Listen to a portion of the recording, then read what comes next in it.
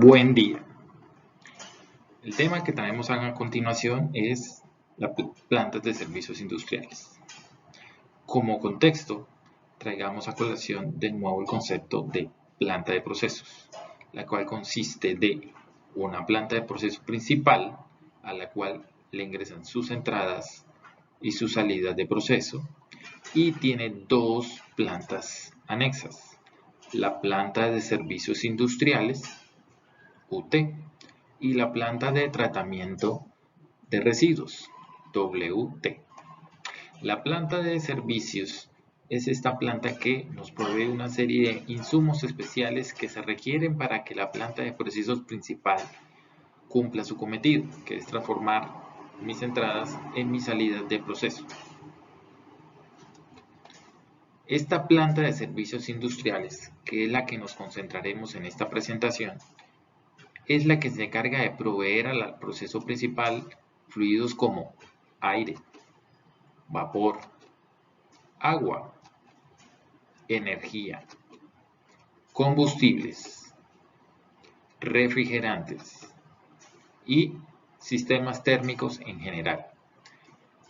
Todo este tema se encuentra de forma un poco más detallada en el libro guía Thornton, edición 4, capítulo 8.3.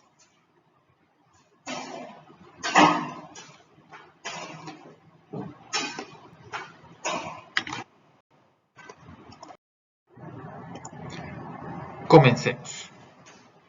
El primer fluido que hablaremos acá será el aire de proceso.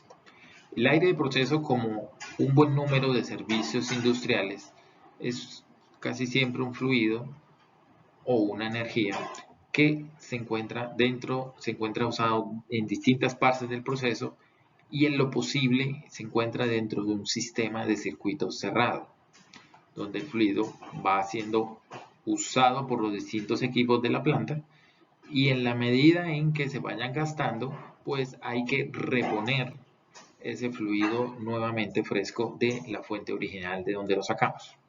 En el caso del aire, el aire se capta del aire del medio ambiente, y ese aire, casi en los fines de los intereses de proceso, requiere algo muy importante, que es que el aire captado del ambiente necesita secarse para retirarle la humedad que de forma natural tiene el aire ambiental. Adicionalmente, se requiere también limpiar.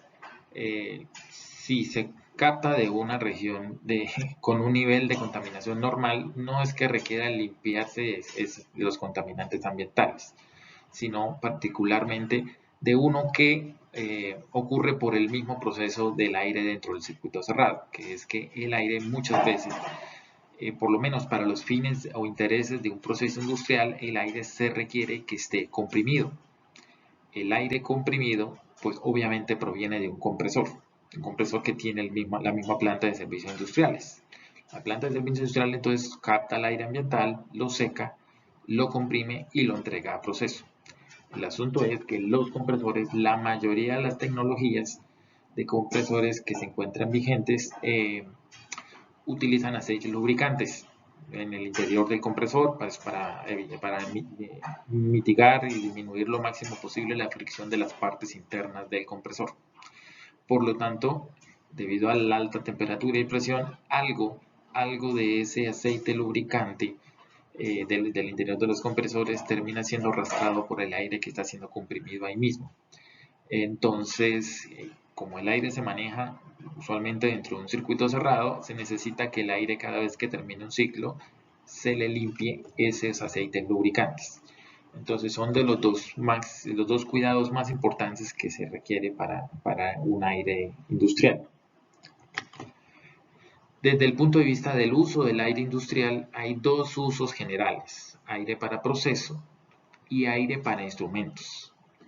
El aire para procesos, ahí suelen haber dos grandes grupos de uso. aire para procesos donde se requiere comprimirlo para distintos requerimientos durante el proceso o para equipos de eyección, si es que en su planta hay requerimientos de eyectores.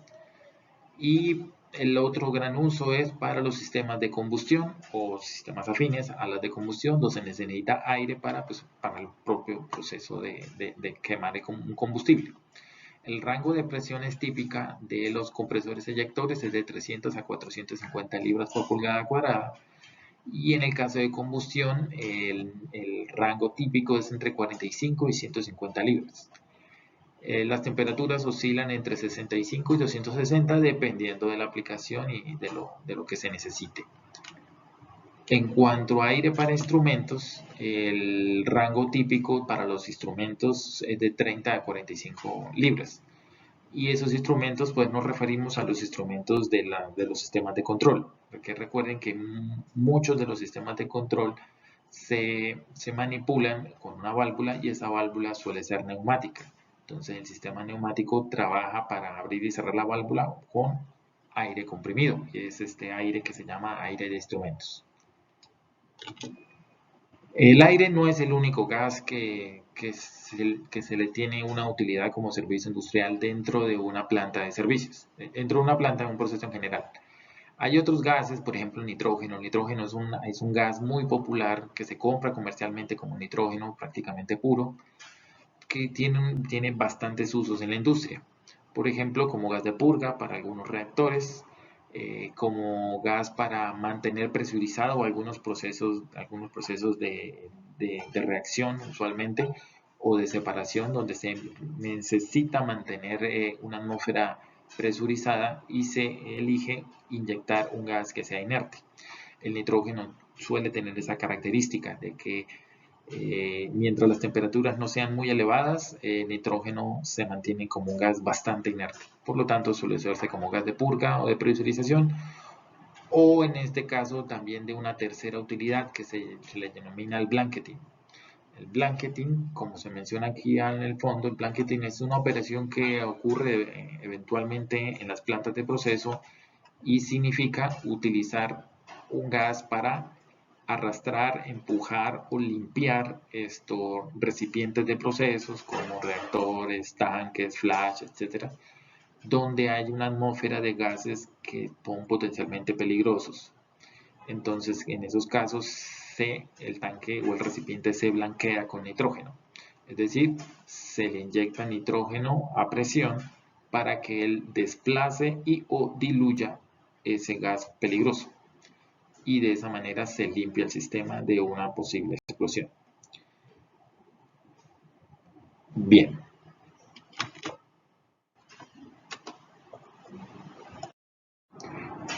El segundo fluido de mucha importancia entre una planta de servicios industriales es el vapor.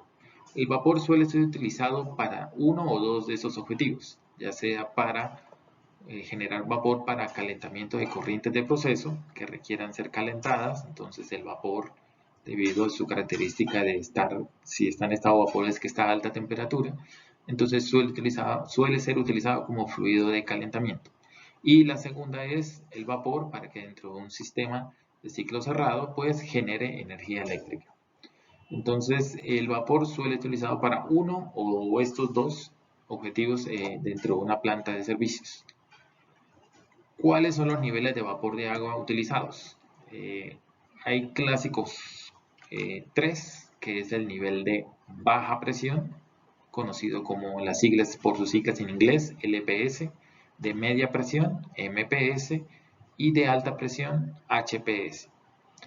Estas siglas obedecen a sus palabras en inglés: Low Pressure Steam, Medium Pressure Steam y High Pressure Steam. También puede existir un nivel de vapor inclusive más bajo que el denominado LPS, pero esta clasificación de los valores límite de alto, medio o bajo suele ser subjetivo dependiendo de la planta donde usted se encuentre. Hay industrias donde para ellos alta presión no es 600 libras, sino 300. Hay para otros baja presión, o sea, LPS significa no 150, como mostramos aquí en la diapositiva, sino que para ellos es 120 o 90. Esta clasificación de alto, media y baja existe y es típica en la industria. Lo que no es típico es exactamente el valor. Simplemente que en este curso utilizaremos estos tres como los rangos oficiales que haremos uso en nuestro curso.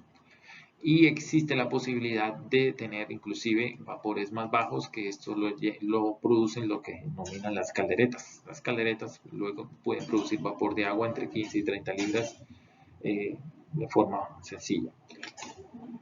Todas estas calidades de vapor por estándar suelen producirse como vapor saturado, ¿cierto? Es el estándar clásico de la industria, pero puede existir diseños donde se entregue vapor de agua sobrecalentado a estos niveles de presión. El nivel de sobrecalentamiento suele estar entre 100 y 150 grados Fahrenheit. Lo que sí se usa de criterio siempre es que se debe intentar al máximo posible trabajar siempre por debajo del punto crítico del agua, debido a que por encima de ese punto la relación costo-beneficio de generar ese vapor se incrementa muchísimo. Es demasiado costo. Entre más nos acerquemos al punto crítico del agua, mucho más costoso será producirla.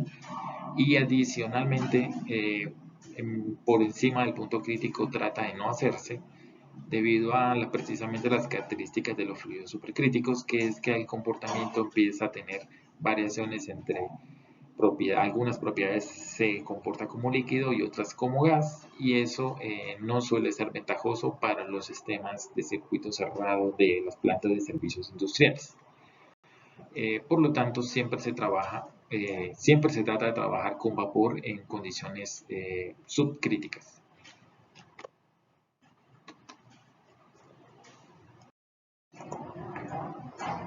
A modo de ejemplo, mostremos aquí un esquema de un sistema de producción de vapor que es típico de las plantas de gran escala. A pequeña escala estas cosas no suelen hacerse de esta manera porque simplemente no es rentable y no se requiere. Las plantas de gran escala como una refinería de petróleo, por ejemplo, suelen tener este tipo de sistemas como se muestra en este esquema. Partamos del principio, partamos de el agua que parte aquí de esta bomba. El agua de calderas arranca en esta bomba, ¿cierto? La impulsa hacia nuestra caldera, que es este fire boiler, que traducido al español traduce caldera. Antes de ingresar a la caldera hacemos una purga, y esta purga tiene el objetivo de retirar agua que estamos recirculando, porque esta agua, como se va a dar cuenta más adelante, está dentro de un circuito cerrado, pero se hace purga debido a que se pueden ir acumulando materiales o metales sólidos que no nos conviene que se acumulen con el tiempo. Entonces, por eso se hace una purga antes de la caldera. Se pasa el agua por la caldera de tal manera que el agua se convierta en vapor. Aquí lo que va a salir de la caldera va a ser vapor de alta presión, HPS. Vapor de alta presión entra a esta línea. Esta línea es una tubería especial que tiene un nombre muy particular. Se le conoce como el cabezal, head. El cabezal, en este caso sería el cabezal de vapor de alta. El cabezal de vapor de alta no es más que una tubería de un diámetro relativamente importante, muy larga, donde tiene una o más entradas y una o más salidas. Así que cumple el papel como de un manifold, ¿cierto? Donde simplemente es una tubería centralizada donde tiene varias entradas y varias salidas. Entonces el cabezal tiene el objetivo de concentrar el punto de entrada y de salida de las corrientes a lo largo del proceso. Por lo menos tiene obviamente una entrada. En esa entrada viene el vapor de alta de que proviene de la caldera, y hagamos el circuito normal. El circuito normal es que este vapor viene por acá, y el primer uso que se le daría lógico para un sistema de gran escala es utilizar vapor para producir energía. Por lo tanto, este vapor de alta ingresaría aquí a esta turbina, y la turbina, como resultado de hacer pasar este vapor a alta presión, pues su presión a la salida se reduce, pero la turbina me hace movimiento de eje, y que ese movimiento de eje conectada a un generador pues me produce energía eléctrica.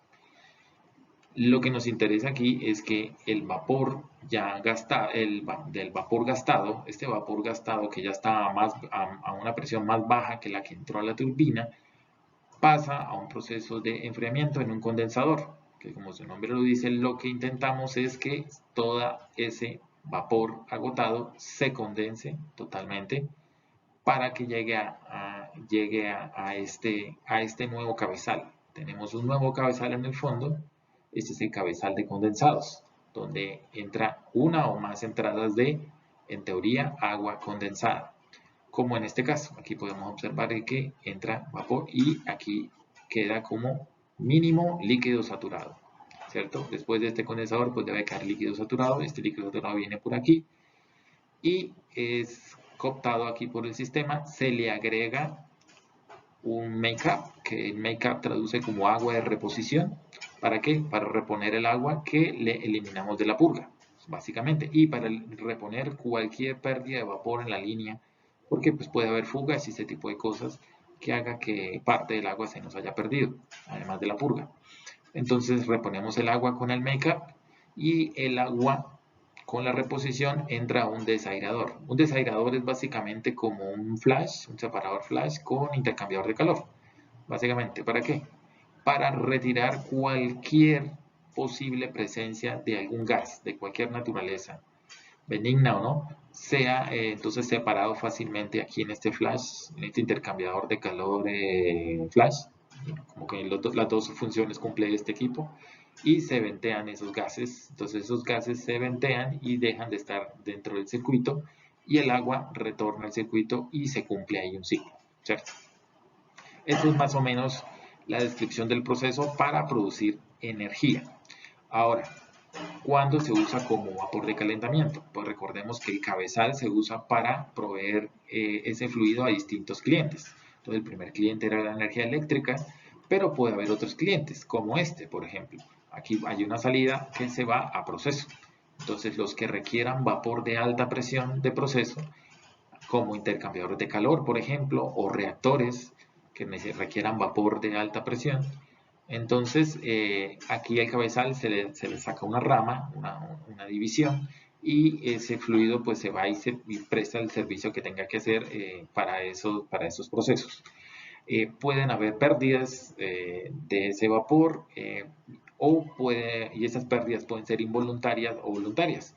Esto ocurre mucho en las refinerías de petróleo. Uno a veces se asusta cuando hace una visita técnica porque observa que están saliendo corrientes de vapor de la nada por allá, eventualmente por allá por alguna tubería. Eso es normal y se hace solo en pequeñas cantidades controladas debido a que se tiene que estar balanceando entre el vapor que se está produciendo y el vapor que se está consumiendo en las distintas plantas. Entonces siempre suele haber una pequeña evacuación de emergencia disponible para evacuar el vapor sobrante. Entonces, todo ese, por ejemplo, todo ese vapor que se utiliza en los intercambiadores, por ejemplo, ese vapor se puede recircular. Si el vapor se usa dentro de un reactor para una reacción química, pues ese vapor ya no regresa. Pero el vapor que se utiliza en los intercambiadores, ese vapor sí se puede retornar, simplemente está a menor temperatura y presión un poco más baja. Pero ese igual, la idea es que cuando usted lo retorne, ese vapor retorne como líquido saturado y por lo tanto pueda entrar directamente al cabezal de condensados.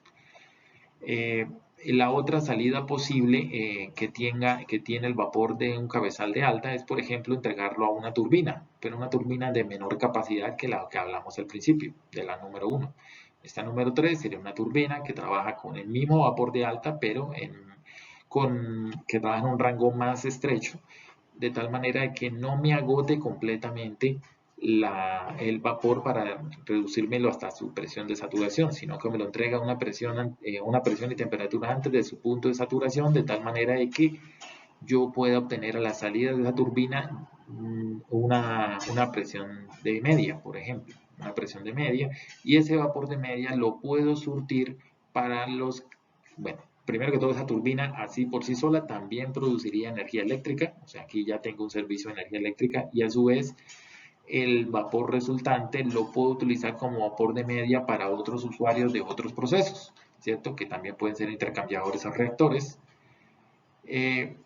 Y adicionalmente, ese vapor de media lo puedo usar arbitrariamente para intervenir en otra turbina, como por ejemplo la número 4, que esta turbina número 4 toma vapor de media y me lo entrega a una presión que sea similar a mis requerimientos de vapor de baja, del LPS, ¿cierto? Y así de esta manera obtener un vapor, darle un buen uso a ese vapor y producir aquí un poquito más de energía, y ese vapor de baja entregarlo al cabezal de baja, y ese cabezal de baja me lo entrega a los clientes que requieran vapor de ese nivel de presión y temperatura.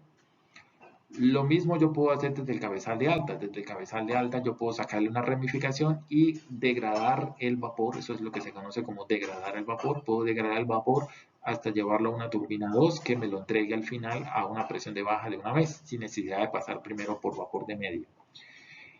Y el vapor de baja, pues puede retornar estos vapores, los puede retornar al desagregador o directamente al condensado, dependiendo de qué calidad se está obteniendo. Este tipo de configuraciones son típicas, aquí se puede hacer con el vapor casi cualquier combinación posible, y lo que suele ser más rentable es esto, es tener calderas que solo me generan vapor de alta, y el vapor de alta irlo degradando a vapor de media o de baja dependiendo de las necesidades. Aquí también hay unos sistemas de control donde me permiten pasar vapor de alta a vapor de media o vapor de media a vapor de baja con acciones de control. Acciones de control debido a que dependiendo de mis clientes, de mis usuarios de estas calidades de vapor de media y de baja, yo necesito mantener una presión del cabezal en determinado valor constante. Entonces en esos determinados casos necesito abrir esta válvula. Esta válvula no solo es válvula de control, sino que también cumple la función de estrangulamiento, y esta es otra forma de hacer una degradación de vapor de alta a vapor de baja, con la diferencia de que aquí yo no le saco energía eléctrica, aquí pierdo en algo la utilidad del vapor, pero esto se hace en casos de emergencia cuando necesito mantener mis niveles de presión en los cabezales de media y de baja en el valor estándar o set point que esté establecido. En general, esto es la configuración, cómo funciona un sistema de producción de vapor para una planta de gran escala. Para pequeña escala, pues lo usual es trabajar con un solo nivel de vapor, el que usted necesite, media, baja o alta, y hacer un solo circuito sin degradaciones. Eso es lo habitual.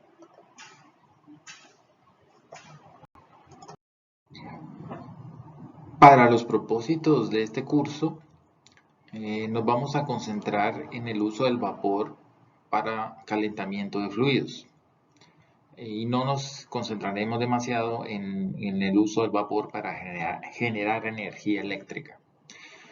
En cuanto al uso del vapor para calentamiento, vamos a destacar lo siguiente.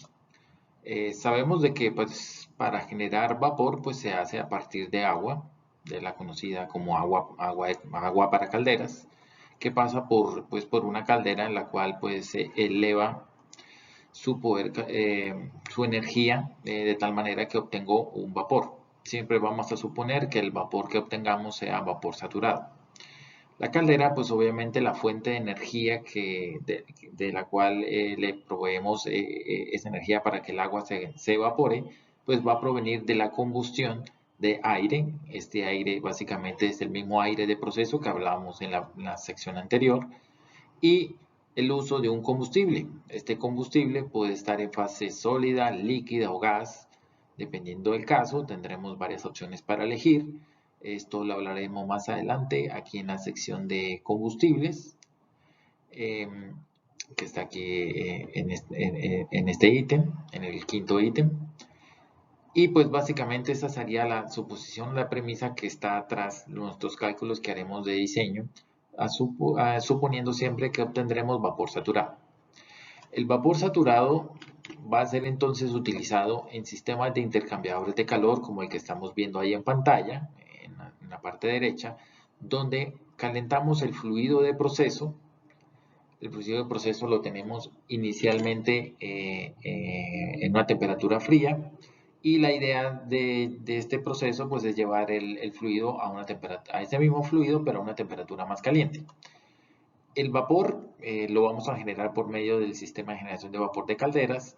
El vapor ingresa y le va a entregar la energía que el fluido de proceso necesita para calentarse. La suposición de diseño que vamos a hacer aquí siempre en los intercambiadores de calor que usen vapor es que no solo el vapor va a ser saturado, sino que ese vapor durante este enfriamiento que sufre el vapor va a entregar completamente todo su calor latente. Es decir, el vapor se va a condensar completamente de tal manera que a la salida del intercambiador el vapor va a salir siempre como líquido saturado. Estas es básicamente las suposiciones que siempre haremos en todos los cálculos de simulación y diseño que hagamos en este curso. La pregunta del millón que surge adicional es, ¿cuál tipo de vapor me conviene para mi intercambiador? ¿Será que debo usar siempre vapor de alta, o vapor de media, o vapor de baja? ¿Cuál de los tres niveles de vapor me conviene? Como siempre, depende de cada caso. ¿Qué hay que tener en cuenta? Lo primero que hay que tener en cuenta es que el tipo de vapor que usted escoja debe ser tal que tenga una temperatura que sea mayor a la del fluido de proceso. Obvio, porque de lo contrario usted estaría violando la segunda ley de la termodinámica. Usted no puede hacer que un fluido que esté a temperatura más baja entregue energía a un fluido que está a temperatura más alta. La energía siempre fluye de una fuente de temperatura alta hacia baja, no al revés.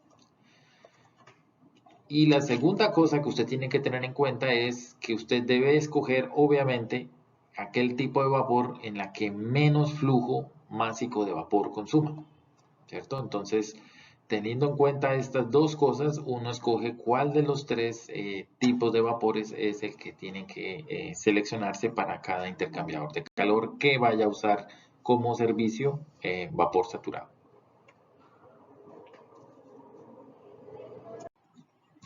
El siguiente paso, vamos a comentar del agua como servicio industrial.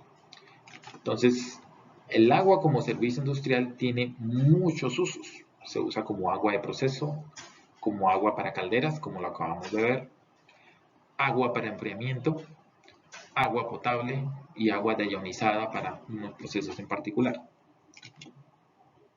En general, el principal uso que le daremos en este curso al agua mayoritariamente será agua para enfriamiento.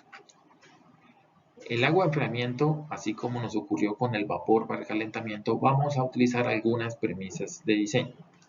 Como por ejemplo, el agua de enfriamiento va a entrar a un intercambiador de calor y el agua va a salir como agua líquida caliente.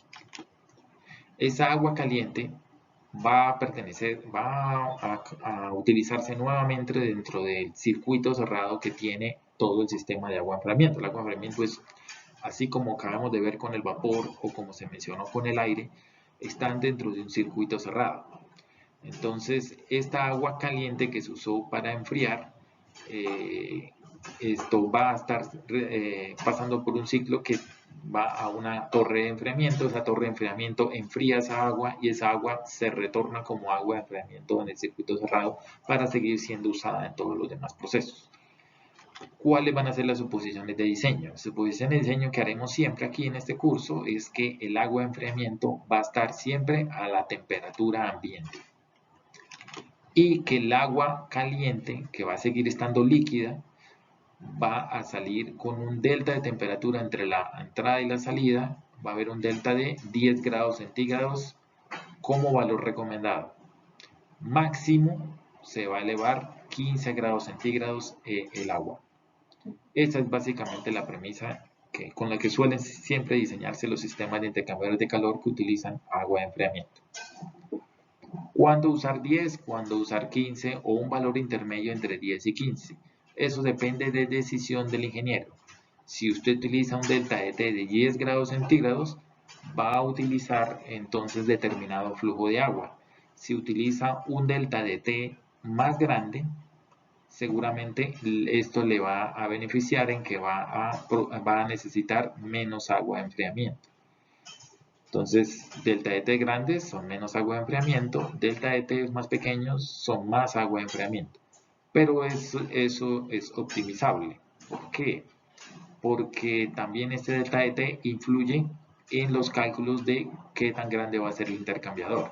Entonces, por un lado puedo ahorrar cantidad de agua, pero por el otro lado puedo hacer todo lo opuesto, puedo estar aumentando el área de transferencia de calor. Entonces, esto es un balance, esto es algo que uno tiene que estar sintonizando entre los procesos de diseño para saber cuál es el delta de T más adecuado. Lo que usualmente ocurre es que aquí los ahorros de dinero no son muy grandes en cuanto a ponerse a jugar en este rango, ¿sí?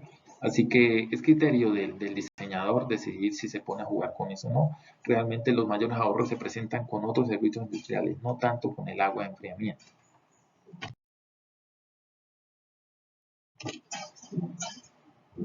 Lo que quiero mostrar ahora es el circuito del agua de enfriamiento, explicarlo muy brevemente y para que entiendan unas partes muy interesantes de por qué la heurística se establece de esa manera, porque la heurística dice que solamente 10 o 15 grados. Partamos aquí de nuestra necesidad. Nosotros tenemos nuestro intercambiador de proceso donde allá estamos con nuestro fluido de proceso requiriendo enfriarlo. Entonces, ¿qué hacemos? Pues le suministramos agua de enfriamiento. Le suministramos agua de enfriamiento al intercambiador y por lo tanto esa agua nos sale agua caliente.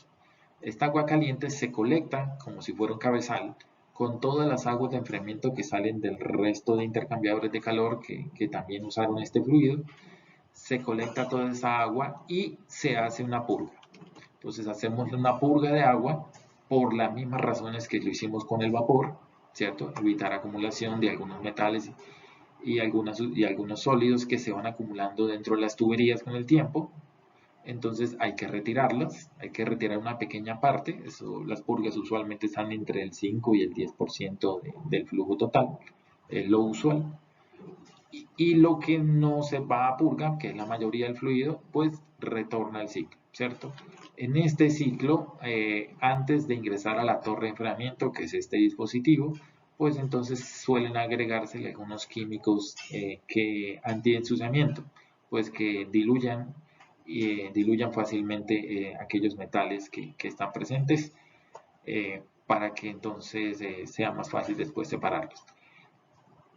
En estos químicos, entonces, una vez agregados estos químicos, ingresa usted a la torre de enfriamiento. La torre de enfriamiento es básicamente un sistema donde, como se muestra aquí, que es una de las posibilidades, no tiene que necesariamente ser así, hay un aspersor que hace que el agua se atomice o forme películas muy pequeñas de tal manera que ofrezca mucha área de transferencia y con ese gran volumen de área de transferencia se hace tener contacto con aire ambiental, que está a una temperatura evidentemente más baja que el agua que viene aquí caliente. Y de esa manera entonces se logra retirar por transferencia de calor, dado que hay una diferencia de temperatura entre el agua y el aire, pues entonces el agua pierde calor, por lo tanto pierde temperatura, el aire que pasa por la torre de enfriamiento pues sale aire caliente, pero que sale a la atmósfera sin ningún riesgo para el ambiente, porque realmente no se le transmitió ningún contaminante ni nada parecido, simplemente se le dio un poco de calor, el cual pues obviamente se disipa fácilmente hacia la atmósfera. El agua enfriada pues cae aquí, se colecta, pasa por la bomba y la bomba distribuye, o hay un sistema de manifold estilo cabezal que pues distribuye el agua de enfriamiento a los distintos usuarios que lo requieran. Antes del ingreso a la torre de enfriamiento, pues obviamente hay que tener en cuenta de que hay que reponer el agua que se perdió de purga, más pérdidas posibles que haya a lo largo de la línea, por lo tanto pues también hay agua de reposición, que así como ocurrió con el sistema de caldera, está justo antes del equipo principal.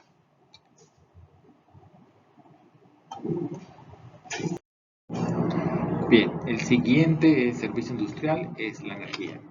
Pero no vamos a hablar de cualquiera de las formas de energía, vamos a hablar específicamente de la energía eléctrica. Primero que todo aclaremos de que aquí no vamos a estudiar concienzudamente el proceso de cómo se formó la energía eléctrica. De por sí ya los esbozamos un poco cuando hablamos del vapor de agua, pero no vamos a centrarnos demasiado en ella debido a que no es el core de los ingenieros químicos lidiar en detalle con esta transformación de esta forma de energía. Nos vamos a concentrar en lo que es práctico para nosotros y que es de primera necesidad, que es cómo estimar la eficiencia global de un equipo que consume energía eléctrica. Recordemos los equipos que consumen energía eléctrica que son de interés para nosotros, bombas, compresores, turbinas, que tengan que, bueno, y que no solo consumen, sino que también la generan. Entonces, para eso, vamos a concentrarnos en la figura 8.7 del Thornton, es cuarta edición, que en forma de tabla la estoy mostrando acá. Sí, la edición que ustedes tienen disponible pues está en forma de figura, aquí la tenemos en forma de tabla, donde están los distintos drivers de energía, es decir, los distintos sistemas que usan la energía de alguna de sus formas, ¿cierto? Energía eléctrica me refiero específicamente. Entonces, driver es como ese sistema o dispositivo que genera o consume energía, ¿cierto? Entonces, hay drivers eléctricos que entonces se consumen energía eléctrica, como por ejemplo, ¿quiénes? Las bombas y los compresores.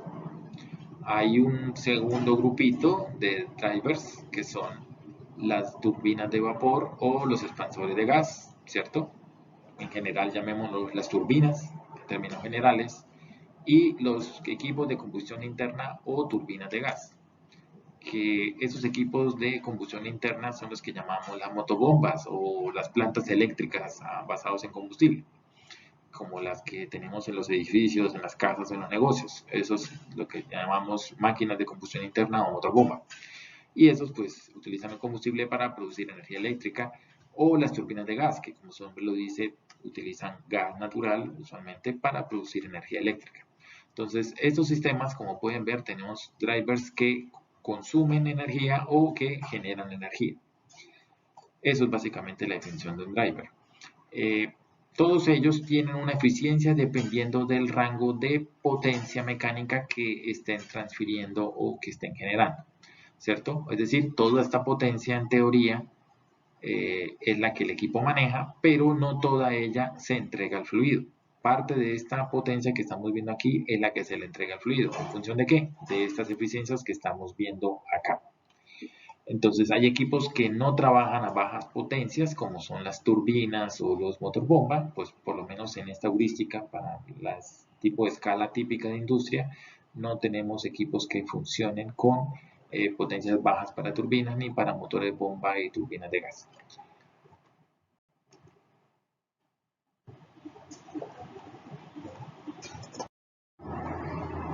Y bien, entonces respondamos la pregunta, ¿cómo vamos a estimar esa eficiencia en función de la tablita de eficiencia en función de la potencia? Vamos a aplicar la siguiente metodología. Primer paso, simulamos un equipo o hacemos cálculos teóricos de un equipo asumiendo eficiencia del 100%. Segundo paso, del cálculo que hicimos, ya sea en un simulador, en un software o cálculos a mano que hicimos en nuestra calculadora o Excel, lo que sea, leemos el valor de la potencia mecánica consumida, el valor de esa potencia. Y esa potencia va a ser equivalente a la power shaft que vimos de la tabla anterior. Entonces el paso obvio siguiente es, con ese valor de esa potencia consumida, vamos a la tabla, ubicamos el equipo, el tipo de equipo a que corresponde y ubicamos el valor de eficiencia que nos corresponde, ¿cierto? Entonces, traigamos a colación un ejemplo sencillo. Supongamos, por ejemplo, que vamos a simular una bomba en HISIS. Esta bomba en HISIS pues tiene una corriente de entrada, una corriente de salida y una corriente de energía, que aquí la llamamos UT. Entonces, para hacer converger la bomba en HISIS, tendremos que darle datos de usuario, que los vamos a poner aquí en color azul, y esperaremos de que el simulador nos entregue datos calculados por él, ¿cierto? Entonces, ¿qué datos yo le doy? Por eso están en color azul. Yo tendré que darle la temperatura, la presión, el flujo y la composición a la corriente de entrada, ¿cierto? ¿Qué más le doy? como estamos en el primer paso, donde tengo que asumir eficiencia al 100%, entonces yo le voy a dar la eficiencia de la bomba, le voy a dar 100%, digito el dato de 100%, y adicionalmente como dato para que el simulador calcule, le voy a dar aquí a la salida de todas sus variables posibles, le voy a dar la presión de salida. Le doy la presión de salida y conocido toda esa información, el simulador me va a poder calcular la temperatura, flujo y composición a la salida, así como la variable importante aquí en cuestión, que es el trabajo, esta W. La W me la calculará en función de esos datos que yo le di en color azul y así sabré entonces cuánto es la potencia mecánica consumida. En el paso 2, como claramente lo dice, lo que hay que hacer es ir y mirar ese power shaft, esa W. Esa W en este caso nos da, por ejemplo, por este duty, digamos que hipotéticamente nos dio 80 kilovatios. Entonces, ¿qué hago con esos 80 kilovatios? Voy al paso 3 y me ubico en la tabla. En la tabla, entonces voy y ubico cuál driver es el que me corresponde. Claramente es el electric drive, entonces es en esta fila. Y ubico la columna de acuerdo al valor del W que me dio, que es 80 kilovatios. 80 kilovatios está en este punto, en medio de estos dos datos. Si necesito interpolar, pues interpolo. Y vamos a hacer una interpolación lineal, aunque estrictamente hablando debería ser una interpolación logarítmica, porque esta tabla viene de un gráfico logarítmico, pero pues por simplificación, créanme, no hay mucho error en esta suposición. Vamos a hacer interpolación lineal y haciendo una interpolación lineal encontramos de que la eficiencia debería ser del 91.5%. Si esto es cierto, la eficiencia es del 91, entonces lo único que hacemos es coger este 91.5%, devolvernos al simulador, al primer paso, y cambiar esta eficiencia en vez de 100 por el 91.5 y observar el simulador en función de eso cuánto va a ser el W que nos calcule. El W que nos calcula nuevo va a ser de 87.4 kilovatios. Y así de esa manera es que utilizaremos esta información para hacer un cálculo correcto de la eficiencia de estos equipos que hacen consumo o generación eléctrica.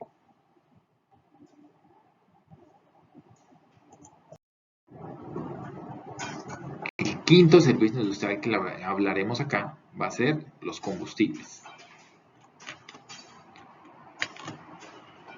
En esta tabla podemos observar entonces un listado de los típicos combustibles, tanto líquidos como sólidos y gases que se suelen utilizar.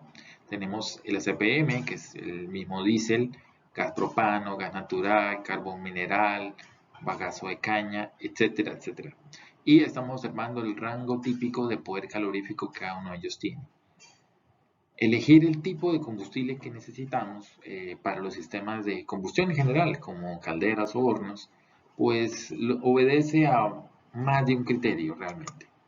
Entonces, para elegir esa fuente térmica o química de la energía que necesito para estos sistemas, depende, por ejemplo, y esta es tal vez la primera cosa en la que uno piensa, es en la disponibilidad de esa fuente, de ese combustible, la disponibilidad del combustible, dónde está, si es fácil adquirir o no, porque eso va a repercutir mucho en el precio con lo que lo tenga que comprar. Lo segundo es, el segundo criterio que suele utilizarse es el poder calorífico de esa fuente, el PC, el que llamo ahí de forma breve el PC. Como podemos ver, pues hay una amplia variedad de rangos de valores de poder calorífico. Los mayores pues suelen ser los gases, particularmente el gas natural o el gas propano, suelen tener un poder calorífico bastante alto, igual que los combustibles líquidos, mientras que el carbón y el bagazo de caña tienen valores más reducidos, particularmente este último. La ventaja del carbón casi siempre suele ser el precio, suele ser uno de los combustibles más económicos que suelen haber en el mercado. El bagazo de caña, eso sí depende de la disponibilidad de muchas empresas, como los ingenios de azúcar, por ejemplo. El bagazo de caña suele ser básicamente gratis, porque pues se tiene ahí inclusive como un desecho, y ese desecho se puede reutilizar para quemarse y en un sistema de una caldera y entonces utilizarlo como una fuente térmica. La desventaja, pues obviamente su poder calorífico es bastante bajo, entonces tendrá que ser compensado esto con volúmenes de bagazo de caña bastante grandes. La eficiencia del proceso de conversión, pues como se dieron cuenta, estamos hablando de combustibles, algunos líquidos, otros sólidos y otros gaseosos. Y pues la eficiencia de cada uno es diferente. Lo habitual es que los gaseosos, los que utilizan sistemas de combustible gaseoso, suelen ser mucho más eficientes, los quemadores de gases son mucho más eficientes en el proceso térmico que los quemadores de combustibles líquidos y aún más que los de combustibles sólidos. Y el otro ítem que se tiene muy en cuenta hoy en día, pues obviamente es el impacto ambiental, donde cada uno de ellos obviamente tiene una trazabilidad diferente y cargan con una serie de emisiones que vienen, que ellas contraen, más las que se generan como resultado de la combustión propia de ellos, que pues quizás hace que unos sean más ventajosos que otros. Y pues el otro ítem obviamente es la economía. Entonces hay que tener todos estos 5 ítems en cuenta pues para poder elegir cuál es el correcto, ¿no? La decisión no se hace con una formulita así sencilla, directa, fácil. Muchas veces hay que ensayar todas las opciones o varias de estas opciones para analizar cuál es la mejor decisión. Entonces, desde el punto de vista de poder calorífico, pues obviamente uno tiene la tendencia a escoger el de mayor poder calorífico, pues ese fluido o esa sustancia es la que mayor energía es capaz de transferir y por lo tanto es la que mayor rendimiento me va a dar.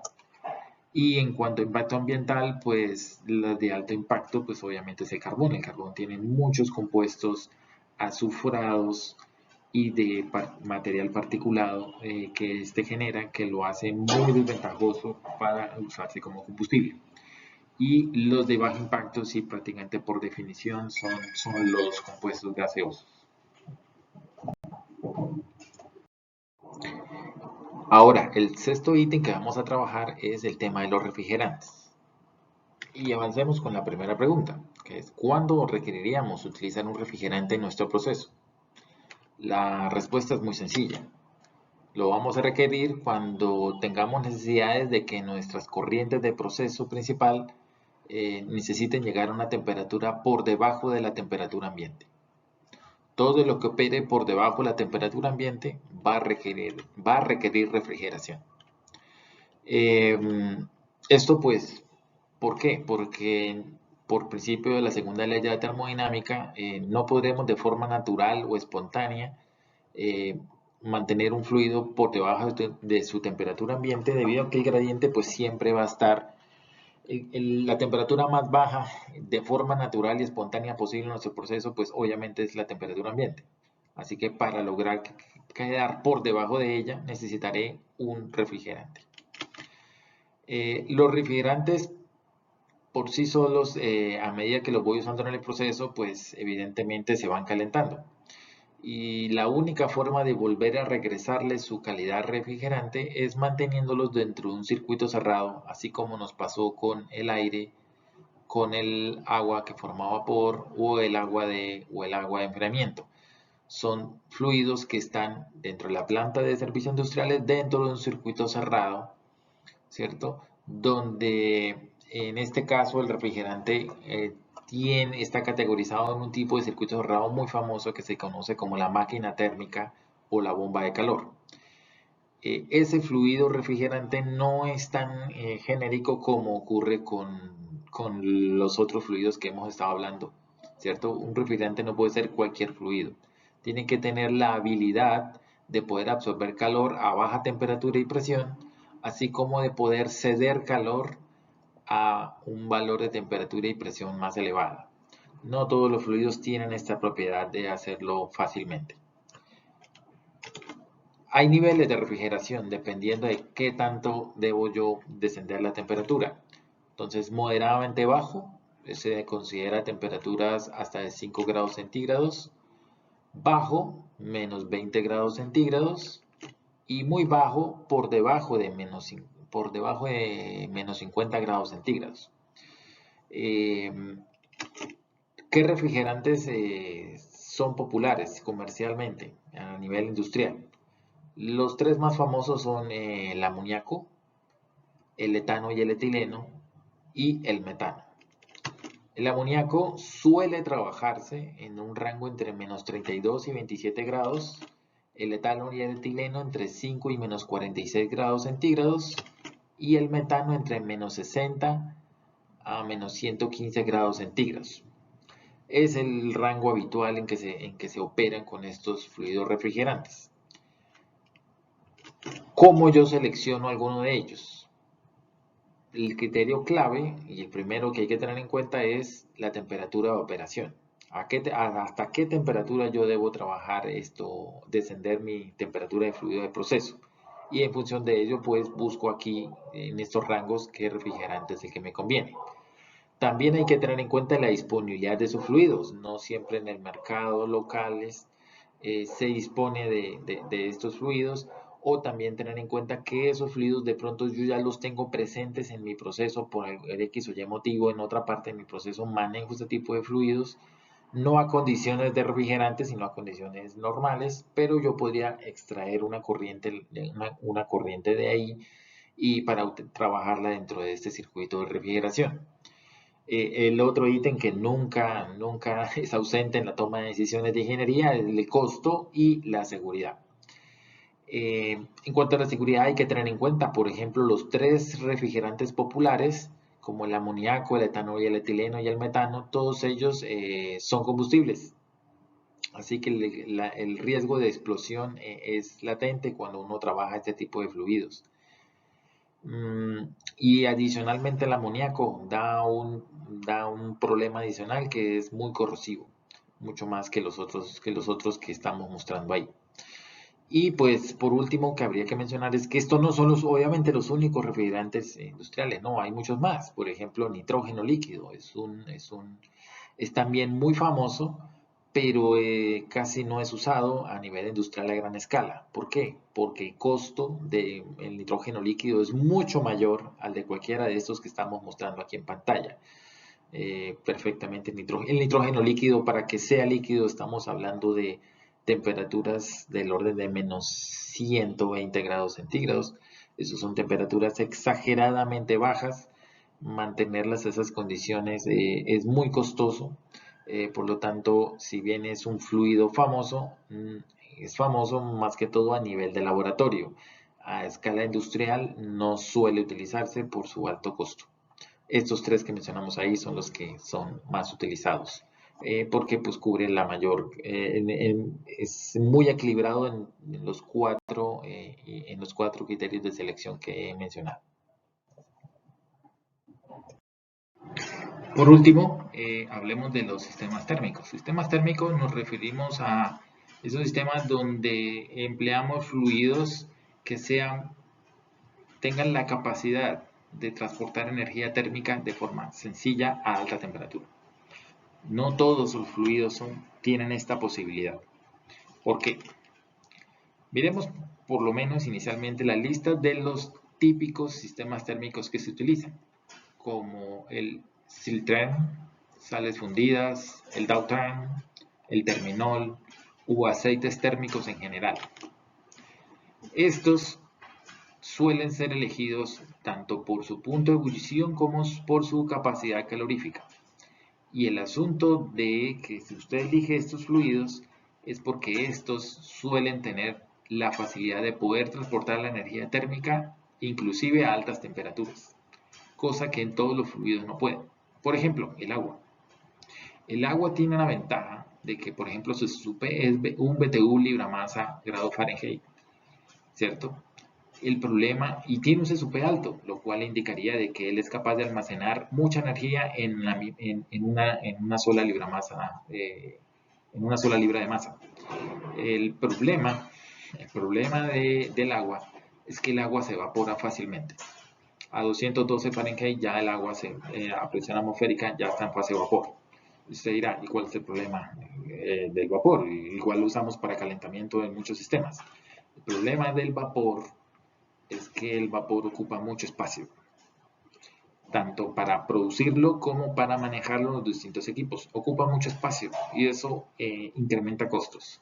Entonces, si miramos desde ese punto de vista, para transportar energía, para llevar energía de un fluido, retirársela y llevársela a otra parte del proceso, pues en lugar de usar vapor, lo que se prefiere es utilizar un fluido térmico, especializado como los que estamos aquí en la lista, que tienen valores de CSUP, bueno, en un rango que no es del todo malo, son CSUP un rango de 0.3 a 0.8 más o menos, pero ante todo tienen puntos de ebullición altos, es decir, logran capturar relativamente buena cantidad de energía y aún así se conservan como líquidos.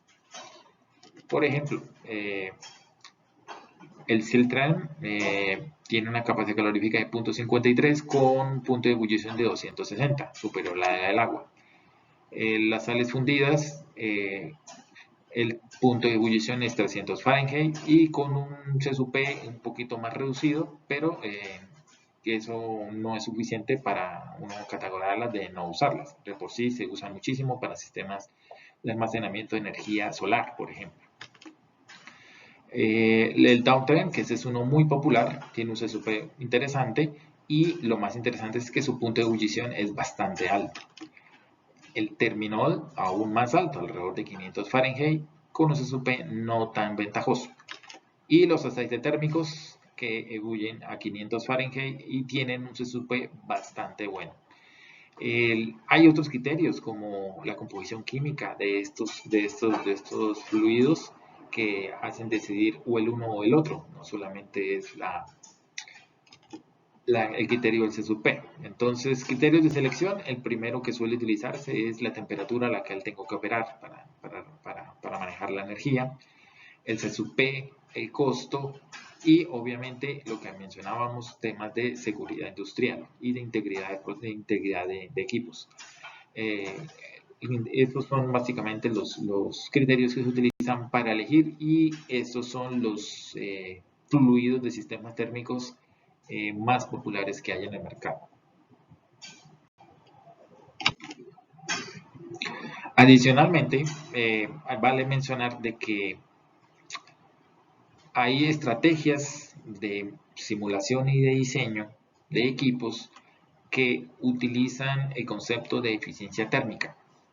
¿Sí? Hay modelos de hornos, de algunas calderas, inclusive de algunos tipos de intercambiadores de calor, no de todos, obvio, que trabajan con el concepto de eficiencia térmica. Para estos equipos, pues contamos también con heurística. Las heurísticas publicadas por Ulrich, que están aquí desplegadas en esta tabla, pues nos muestran el orden de magnitud de la eficiencia térmica típica que hay en distintos tipos de equipos, como por ejemplo calderas, en este caso calderas de escala industrial acutubulares, hornos, hornos que manejan agua caliente, que manejan el fluido del Downtrend, que manejan sales fundidas, que manejan aceite minerales, que manejan calentadores reactivos, es decir, por ejemplo, hornos o calentadores de proceso, pero que no implican reacción química. Y ese tipo de cosas, pues en algunas instancias, esos equipos se modelan con el concepto de eficiencia térmica, que básicamente es cuánto de la energía térmica que en teoría tiene un lado del fluido, cuánta de ella es capaz de entregársele al otro fluido, ¿cierto? Entonces esta es básicamente la eficiencia o el porcentaje que se logra transferir de energía. Y esto pues lo podemos usar como heurística en cualquier momento cuando nos enfrentemos a tener que simular o diseñar alguno de estos equipos por medio de este concepto. Lo último que quiero aquí comentarles es un tip, es decir, algo muy útil que tiene el simulador Aspen HYSYS. El simulador Aspen HYSYS tiene una herramienta que se llama el Process Utility Manager. Esta herramienta está muy enfocada precisamente a los utilities, es decir, a los servicios industriales. Esta herramienta nos permite hacer cosas como las que voy a mostrar a continuación. Por ejemplo, aquí en el lado derecho de la diapositiva, ustedes pueden observar que tengo un proceso clásico de industria de procesos, donde tengo un mezclador, un intercambiador de calor, un horno y enseguida un reactor. En un diagrama como los que entrega HYSYS, que es una de las cosas por las que me gusta HYSYS, es que HYSYS deja muy explícito los servicios industriales. ¿Por qué? Porque todas esas corrientes rojas, como por ejemplo esta de acá, o esta otra de acá del horno, todas esas corrientes rojas son claramente servicios industriales, ¿sí? Entonces lo bonito de HYSYS es que uno deja muy explícito los servicios industriales, cosas que en los otros simuladores no necesariamente es así. En HYSYS toda corriente roja que uno ve ahí es un servicio industrial. Por lo tanto, automáticamente usted sabe que en la vida real esa corriente no existe como una corriente de energía, sino que en la vida real esto seguramente es un fluido y por lo tanto tiene un manejo en la planta de servicios industriales, seguramente tendrá un costo y tendrá equipos que generan ese servicio. Entonces simplemente que aquí de forma simplificada se muestran con una corriente, como una corriente de energía. Ahora, HYSYS tiene una herramienta, como les mencioné, el Process Utility Manager, que me permite calcular esa corriente de energía, que HYSYS preliminarmente me la calcula en términos de kilovatios o de BTUs, él me la permite convertir en unidades de fluido, del fluido de servicio correspondiente. Por ejemplo, en este intercambiador, aquí se ve que es HPS, es decir, este intercambiador de calor está utilizando vapor de calentamiento. Está calentando al fluido de proceso. El fluido de proceso, que es la corriente 6, pasa a la 7, seguramente en la 6 entra fría, en la 7 sale caliente, y este HPS representa ese vapor que va a lograr hacer ese calentamiento. Solo el usuario es el que sabe qué representa esa energía. Entonces uno simplemente hace, en el proceso simple, uno hace doble clic en la corriente de energía, si él ya calculó la cantidad de energía, que efectivamente la calculó, entonces uno va a la lista de este ítem, va a la lista y ahí está el listado disponible de todos los servicios industriales que HYSYS reconoce. Entonces usted simplemente escoge el tipo de servicio industrial que usted sabe que corresponde a esa energía y el simulador fácilmente en la casilla de abajo le calcula cuánto sería la cantidad en masa de vapor que corresponde a esa cantidad de energía que él preliminarmente calculó. Una vez escogido obviamente este tipo de vapor. Si usted escoge una calidad diferente de vapor, pues le va a dar una cantidad de flujo diferente de vapor de agua másico.